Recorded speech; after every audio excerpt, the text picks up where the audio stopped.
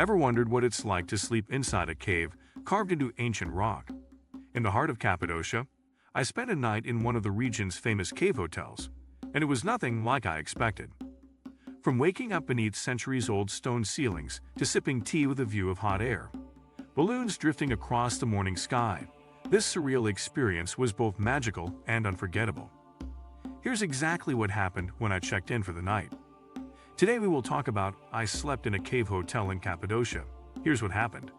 So before we start, make sure to hit the like button and subscribe to my channel. Discovering the ancient magic of cave living, Cappadocia is famous not only for its landscape but also for the homes carved directly into the rocks, some dating back thousands of years.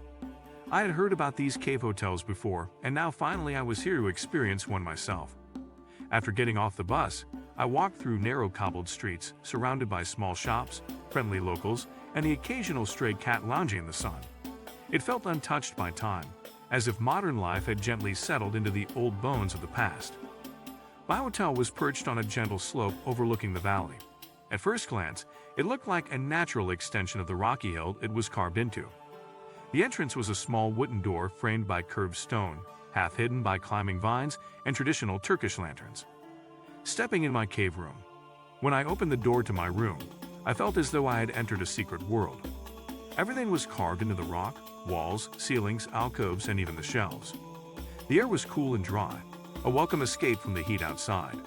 Natural stone walls curved overhead in a gentle dome, and tiny pockets in the rock had been turned into shelves holding ceramic pottery and glowing candles.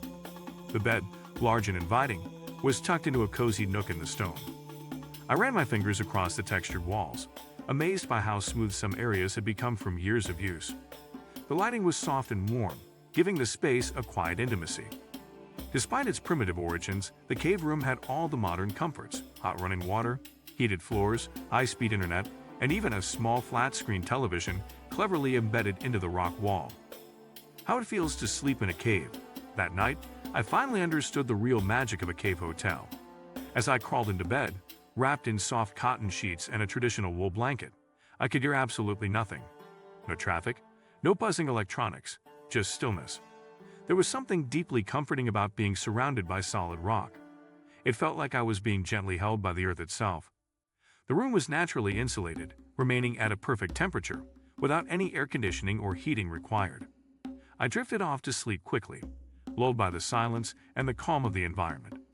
It was one of the deepest, most restful sleeps I had ever had in my life. I dreamed vividly, something that rarely happened to me. I dreamed of ancient people living in these caves, cooking by firelight and whispering stories to one another under these same ceilings. The dawn of a magical morning. I woke up just before sunrise. The cave room was still dim, but a soft orange glow crept in from the small window near the ceiling. I quickly dressed and made my way up to the hotel's rooftop terrace. The view from the top was beyond words. All around me, the valleys stretched far into the distance, dotted with fairy chimneys, apricot orchards, and small stone homes. Then came the hot air balloons. One by one, they floated up into the morning sky, each one painted in vibrant colors and designs. In just minutes, the sky was filled with floating orbs, drifting silently over the valley. It was peaceful, surreal, and unforgettable. The hotel staff served Turkish breakfast at low tables with patterned cushions. There was freshly baked bread, local cheeses, black olives, sliced cucumbers and tomatoes, boiled eggs, honey, jam, and of course, steaming glasses of sweet Turkish tea. I ate slowly, watching the balloons and soaking in the moment. Adventures in the valleys of stone. After breakfast, I met up with a local guide arranged by the hotel. He led a small group of us through some of Cappadocia's most stunning locations. We hiked through Rose Valley and Red Valley, both named for the colors of their rocks at different times of the day. The terrain was like a maze of narrow paths, high walls, hidden churches, and silent views. Inside some of the rock faces were ancient chapels carved by early Christians escaping persecution. Some of the frescoes inside these churches were still visible, faded but breathtaking. Later, we visited the underground city of Derinkiu, a labyrinth of tunnels and rooms that once housed thousands of people. The narrow passages led down through levels of sleeping quarters, kitchens, stables, and even small chapels. It was incredible to imagine an entire society living underground in total secrecy. The walls were damp and cool, the light dim, and the silence eerie. Evening reflections in the cave hotel. After a long day of hiking and history, I returned to my cave hotel with aching feet and a full heart. I took a long hot shower in the stone-lined bathroom and then settled on the private terrace outside my room. The hotel offered traditional Turkish coffee and snacks in the evening, and I was served a tray of baklava, dried fruits, and a small brass pot of strong, rich coffee. As the sun set, the entire valley seemed to glow. Shades of purple, gold, and red painted the rock formations, and the whole world felt quiet and sacred. A group of guests gathered by a small outdoor fire pit to share stories. One of the hotel owners joined us and told us about his childhood in Cappadocia, how his grandparents had lived in these caves long before they were turned into hotels. He explained that converting these ancient homes into boutique hotels helped preserve them, giving new life to the old ways. Surprises and comforts I did not expect. Though I expected the cave hotel to be rustic, I was pleasantly surprised by how luxurious it felt. From handmade pottery in the bathrooms to soft Turkish linens and heated floors, everything was carefully curated. The cave walls had little carved alcoves with books, artwork, and traditional ornaments. Even the soap and shampoo were made from local ingredients like rosewater and olive oil. One evening, the hotel offered a cooking class, where we learned how to make manti, Turkish dumplings served with garlic yogurt and melted butter. Sharing the meal afterward under the stars felt like the perfect ending to a perfect day.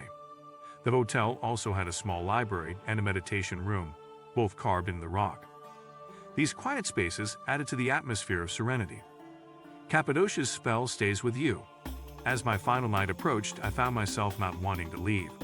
The silence of the cave, the scent of stone mixed with the distant aroma of burning wood, the sound of the wind through the valley. Everything about the experience felt sacred. It was not just about seeing something beautiful. It was about feeling it, living it, breathing in the air of a place that had witnessed thousands of years of human life. I spent my last night on the terrace, wrapped in a blanket, watching the stars. There were no city lights, no distractions, just the velvet sky above Cappadocia.